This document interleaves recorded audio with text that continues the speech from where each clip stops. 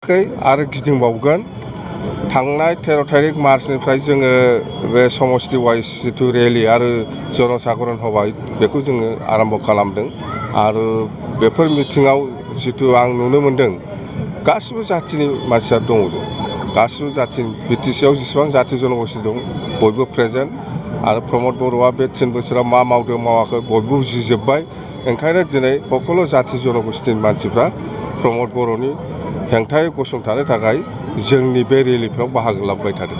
सार दिनै राकेश ब्रह्म जे बिथाङा बुंदोंमोन जे बेवहाय 100 जनसोल' मानसि जागोन ना? आङो बे बुरबकनि कुइसननि एन्सार होआ। बेखौ एन्सार होग्रा बेलेग मानसि दङ।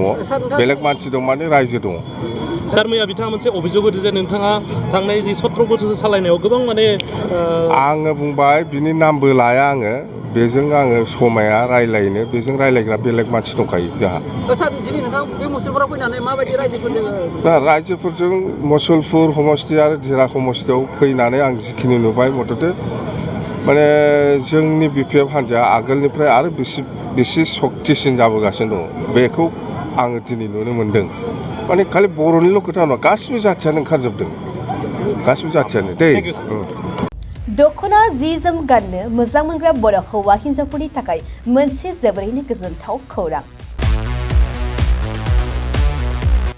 F&F क्लथिं गलाया फैगौ बैसागु फोरबोनि थाखाय समायना रमायना दख'ना जोमग्रा सादोर ब्लाउज आरो हौवाफोरनि थाखाय आर'नाइ गामसा शार्ट बायदि रोखोमनि गानग्रा जि जोमखौ नोंथांमोननि थाखाय लानानै फैदों।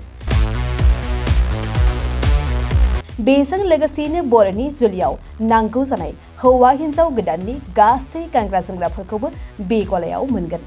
गसाइगाव टाउनजों नांजाबनाय राजापारानि गार्लस स्कुलनि अपोजिटआव थानाय F&F क्लथिं गलायाव बर'नि गाब गोनां समायना रमायना ड्रेसफोरखौ गोसोनि लुबैनाय बायदि मोननो हागोन। लोगोसेयैनो गोसो गुदुं सुबुंफ्रा गावनि मोजां मोननाय ड्रेसफोरखौ F&F क्लथिं गलायाव जायखिजाया सानावनो लांफैनो हागोन। नोंथांमोना F&F क्लथिं गलायाव जि जोम आर'नाइ आरो गानग्रा ड्रेसफोरखौ लांफैनोब्ला नैबे मबाइल नम्बर 8472858324 आव थोंजों खौरां लाहरनो हागोन।